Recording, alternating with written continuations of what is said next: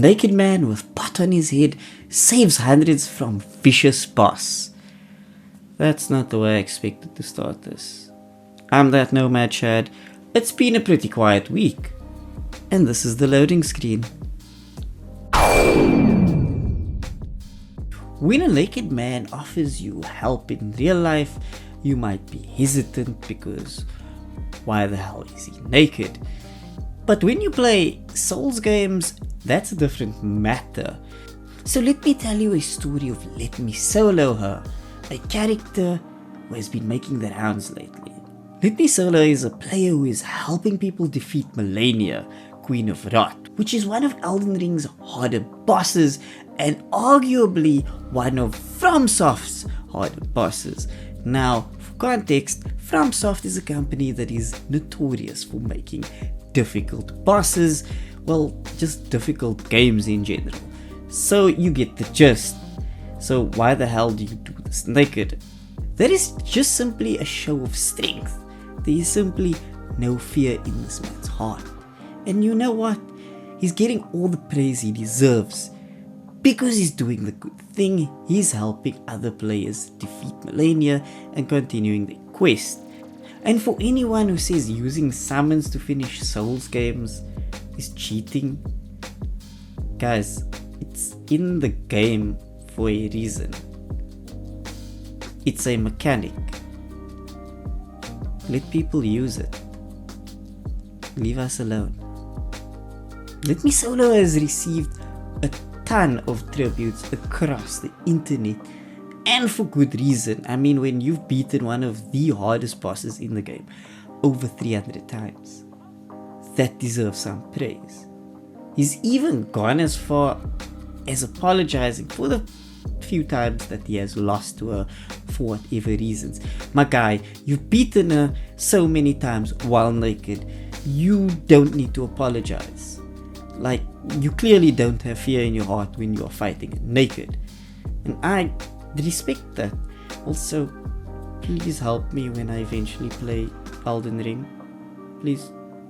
Sonic is one of the oldest and most well-known gaming mascots to date. With another successful movie smashing it at the box office, we are now given Sonic Origins. Yes, Sega announced Sonic Origins, the remake.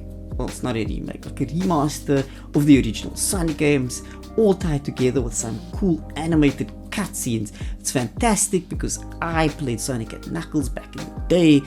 It's the first one I experienced. It holds a good place in my heart, and I mean, it's dope to play. They're good games. They got a reputation for a reason. However, it was all well and good until they announced the different versions that are coming out. Now, take a look at this chart. Why is it that you don't get a version that includes everything? But I'm still looking forward to getting my hands on Sonic and Knuckles once again. It is the best one. What's the best Sonic? Tell me down below. Now it's time for something a little new. So you have a kid or kids and they're at the age where they want to start playing games. I'm a dad myself.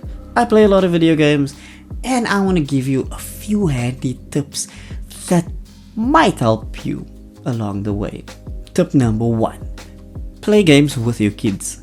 Growing up as an only child, I really appreciated the times that my mom actually took an interest in the games I was playing. And I get it, it's intimidating, but hear me out.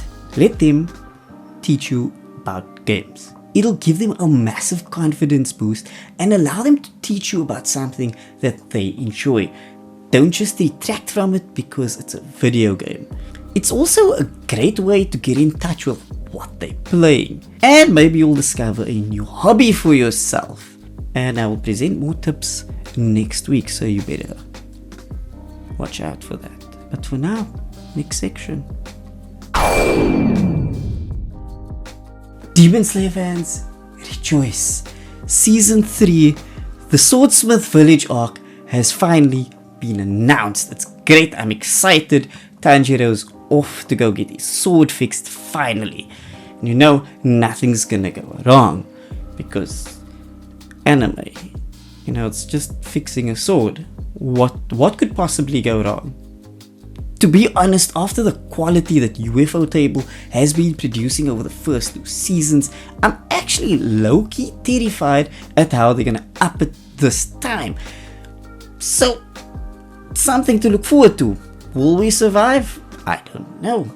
Unfortunately, we weren't given a release date, so we can only estimate. I'm going with like early 2023, and I'm just hoping for the best. So, have you watched Spy Family? Because the first 2 episodes are out, the fan base is fighting, and what more can you ask for a new anime?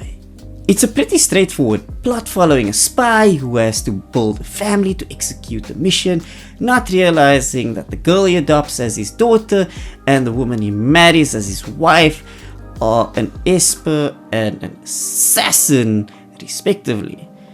It's pretty straightforward anime logic, if you ask me. As you can imagine, they all become a little bit closer as they start to live together as a family, because spying and assassination is a lot easier than family. Ask Dom. Also, let it be known that I will fight to protect Anya and the love of peanuts. Big note though, it's a pretty solid starter anime for those who are interested but not quite sure where to start.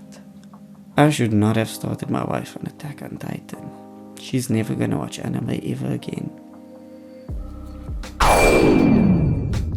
Okay, so we finally have a teaser trailer for Thor Love and Thunder. I know it's the shortest distance between movie release and trailer release. While it didn't have a lot of action, I did enjoy seeing the conflict Thor faces. What is he going to do now that his avenging days are over? More importantly, we didn't get a look at Christian Bale's Gore the God Butcher, the main villain for the film. Which makes me wonder, how is this gonna play out? It's the perfect teaser to keep me interested but not give me a lot of information, so I'm excited. I'm pretty stoked. Taika Waititi, Chris Hemsworth, 9 out of 10 for anticipation. Okay, so that's it for the loading screen. If you missed out, I did drop a new video last week which talks about RPGs and Skyrim, so you might want to check that out. Anyways, tell me what's got you hyped from this past week. I just want to know what's got you hyped. And don't forget to watch my video. Thank you.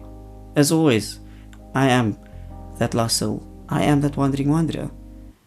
I am that nomad shad.